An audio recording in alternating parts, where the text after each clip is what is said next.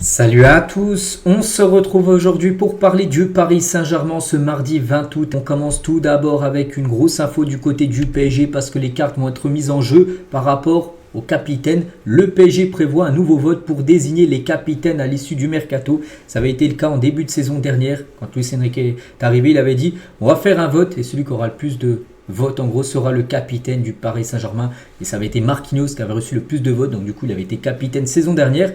Et bien toutes les cartes vont être remises en jeu concernant le nouveau capitaine et aussi les vice-capitaines quand Marquinhos ne sera pas sur la pelouse. Donc voilà, et Marquinhos devrait sauf surprise rester capitaine. On pense que ça sera encore lui après le vote qui aura encore le plus de votes en sa faveur pour rester bien sûr capitaine numéro 1 du côté du PSG. Et par rapport les gars au vice-capitaine, donc apprécié et respecté par l'ensemble du vestiaire, il fait l'unanimité en parlant de Marquinhos. Quant au vice-capitaine, donc Vitinha a gagné en importance et Dembélé pourrait également entrer dans la discussion par rapport au capitaine numéro 2, voire capitaine numéro 3. Et Vitinha, c'est vrai, marginalisé à l'époque Messi-Neymar. Vitinha est un leader par l'exemple. C'est vrai que depuis, on a l'impression que Messi et Neymar ont quitté le club. Ça a été le renouveau, donc déjà on l'a vu sur le terrain.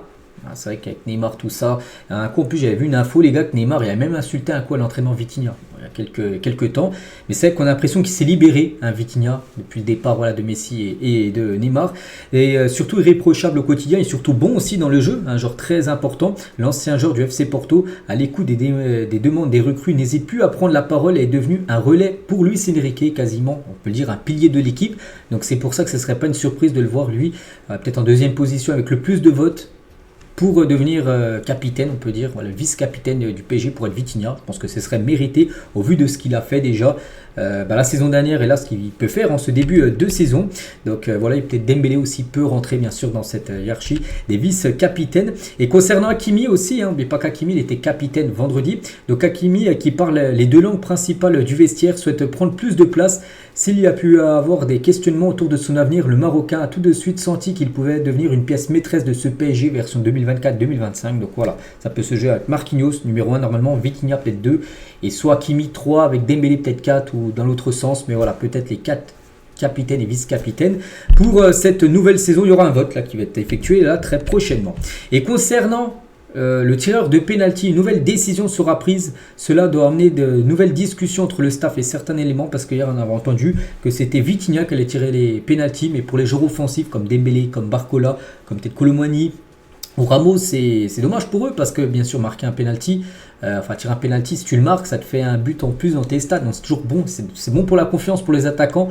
Donc c'est pour ça qu'une nouvelle discussion aussi aura lieu pour voir vraiment qui tirera les penaltys. Bon, pour l'instant, ce serait Vitinha, l'heureux élu pour tirer les pénaux. Bref, on continue avec Manuel Ugarte. Donc Ugarte, c'est vrai qu'il est dans le loft, on peut dire, des joueurs du PSG, c'est fou. Il est arrivé l'été dernier, il avait été impressionnant lors des premiers matchs. Et après, du jour au lendemain, il a pu jouer. On l'a même pu vu la saison dernière, même à la fin de saison, où il faisait beaucoup tourner quand l'équipe était sûre de remporter le championnat. Il joue même plus. Donc voilà, bref, il va quitter le PSG, ça c'est sûr. Et Fabrizio Romano le dit, que Manchester travaille sur un prêt avec obligation d'achat pour Manuel Ugarte. Ce sera un prêt, option d'achat obligatoire, c'est-à-dire que lors de l'été 2025, le PSG recevra l'argent concernant Ugarte. Les négociations se poursuivent avec cette formule puisque Jorge Mendes mène les pourparlers avec le PSG. Et j'ai pu voir aussi que le PSG devrait rien perdre. Ils ont acheté 60 millions d'euros. Ça pourrait être un prêt avec une option d'achat peut-être à 60 millions d'euros à peu près. Donc voilà, concernant Ugarte, il y a une question qu'on peut se poser sur PSG Community. Est-ce une erreur de vouloir vendre Manuel Ugarte? Oui, non, 3400 votes. N'oubliez pas que les gars, ce joueur quand même a figuré dans l'équipe type avec l'Uruguay, l'équipe type de la Copa América, il était dedans. Il a fait une très belle compétition, oui ou non, donc 3000 votes. Et la plupart ont mis non, c'est pas une erreur, donc 51% et 49%. Moi j'ai mis oui, pour moi c'est une erreur, je comprends pas. Bon après c'est vrai qu'il rentre pas dans les plans de Luis Enrique. Je suis pas le coach du PSG, c'est Luis Enrique le coach du PSG.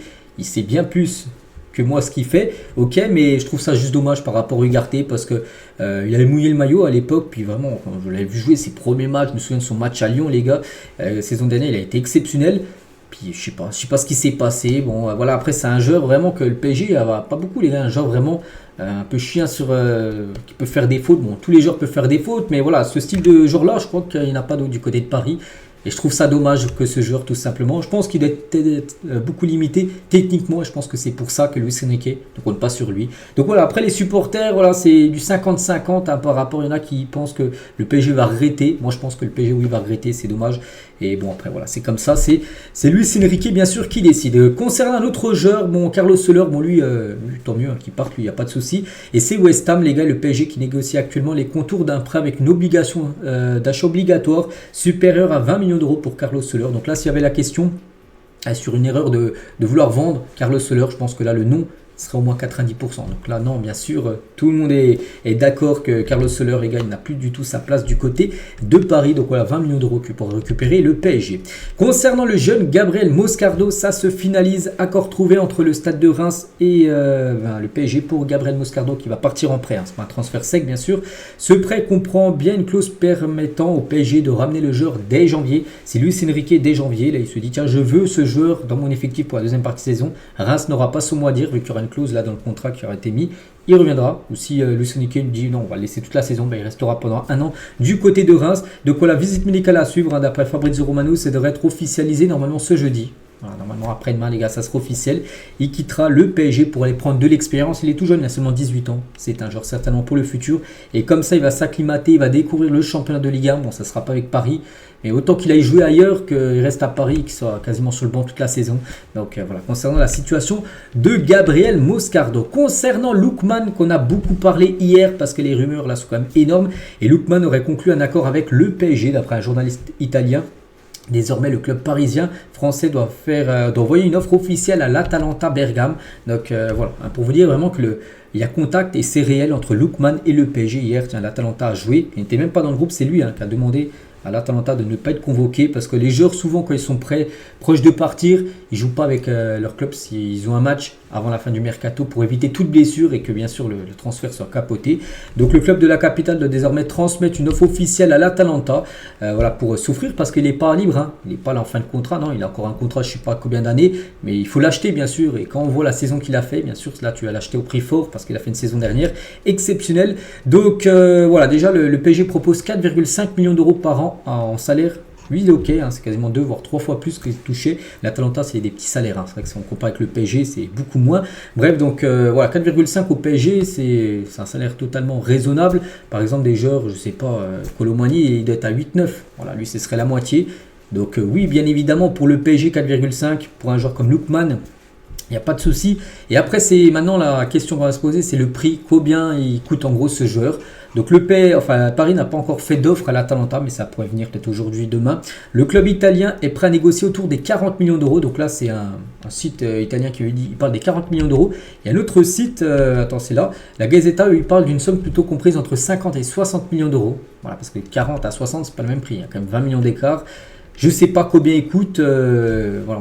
Allez, à 50 millions. Bon, après, oui, c'est un très bon joueur. Il ne va pas coûter 10 millions d'euros, Lookman, pas du tout. Mais oui, je pense 50 millions d'euros, je pense que c'est sa valeur. J'ai pas vu son âge, c'est pas marqué, mais je pense pas qu'il a plus de. Il doit avoir les 24-25 ans, j'ai au pif. Hein, mais je pense qu'il doit avoir dans ces eaux-là, il n'a pas plus de 30 ans, ça c'est sûr. Lookman, donc voilà, 50 millions d'euros, je pense que c'est le prix juste pour le joueur nigérian. Donc on verra maintenant si le PSG va passer ou non à l'action. On espère, bien sûr, parce qu'il y a beaucoup de supporters qui aimeraient tout simplement avoir ce joueur-là, un joueur beaucoup percuteur, vraiment qui était très bon. Je regarde très peu l'Atalanta, mais j'ai regardé la finale cette année, il m'a vraiment impressionné ce joueur. Bon, après, peut-être qu'il ne va pas faire ce qu'il avait fait contre le Bayer Leverkusen tous les matchs, mais il avait vraiment été énorme. Lors de cette rencontre, il avait marqué un triplé, il a écœuré la défense de Leverkusen. On verra. On continue les gars, et tiens toujours avec Lookman parce que pour vous dire aussi que du côté de l'Atalanta, ça passe pas parce que c'est un joueur cadre, il part. Hein.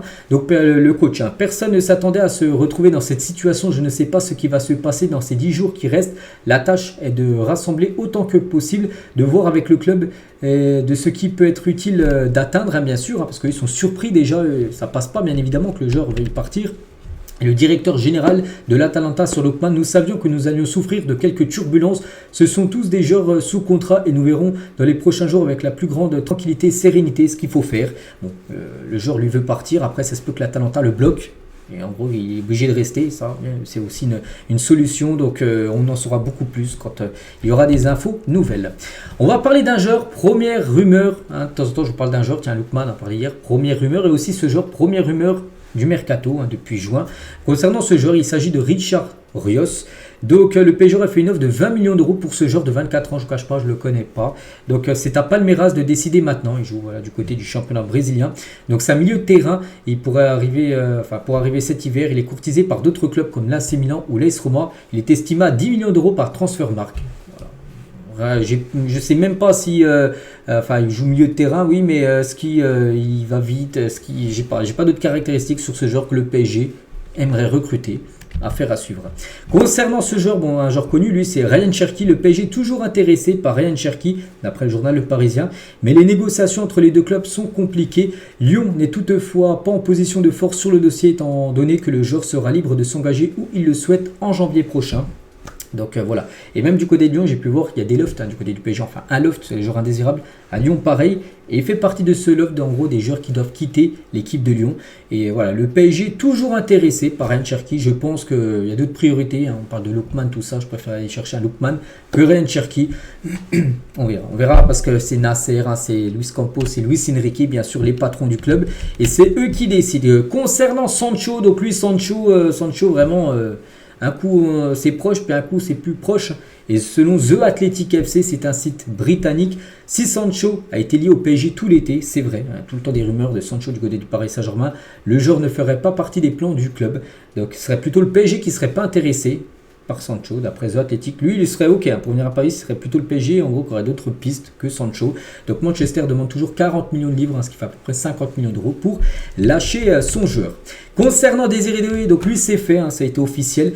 Et il a mis un petit message sur ses réseaux par rapport à son arrivée au PSG. Fier, heureux de rejoindre le PSG, prêt à tout donner avec mes coéquipiers pour défendre nos couleurs afin de relever les nombreux défis qui nous attendent. Merci à ceux qui ont rendu cela possible ainsi qu'à mes proches. Hâte de vous voir au parc. Dès vendredi, ça on n'a pas parlé du programme.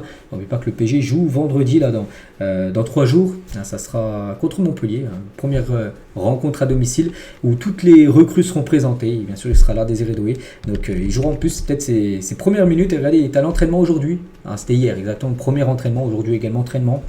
Voilà pour Désiré Doué. Et on finit avec un ancien joueur, Kylian Mbappé, parce que Mbappé a saisi la commission juridique de la LFP et de l'UEFA via la FFF pour obtenir le versement de salaires et primes à payer par le Paris Saint-Germain. Cette somme avoisine un montant de 55 millions d'euros, donc les 3 derniers mois de salaire plus sa prime d'éthique. Voilà. Après on peut comprendre Mbappé, peut-être qu'il y en a qui ne peuvent plus le voir Mbappé parce qu'il a quitté le PSG, tout ça. On peut le comprendre, c'est comme si vous travaillez, puis pendant 3 mois, votre patron ne vous paye pas. Donc ça, bien sûr, ça passe pas. Pour Mbappé, c'est pareil. Les 3 derniers mois, Kylian Mbappé n'a pas été payé par le Paris Saint-Germain. Et du coup, il réclame cette somme que le PSG n'a jamais payée. C'est pour ça que ça pourrait finir devant les tribunaux. Donc le PSG, les gars, il va devoir payer. Avant d'aller au tribunal, je pense trouver un truc à l'amiable, parce que sinon, tu vas devoir payer les salaires, plus peut-être aussi une compensation. Donc voilà, le PSG perd encore plus d'argent. Donc voilà, tu l'employais, tu es obligé de le payer. Ça, je trouve ça moyen quand même de la part du PSG par rapport à ce qui s'est passé avec Kylian Mbappé sur ces derniers mois. Alors voilà, tu le payes jusqu'à la fin, puis après, il est parti. C'est comme ça. Donc voilà les gars, ce qu'il y a à dire aujourd'hui. J'espère que ça vous a plu. Donc nous, on se retrouve demain, mercredi, pour le prochain numéro. À demain.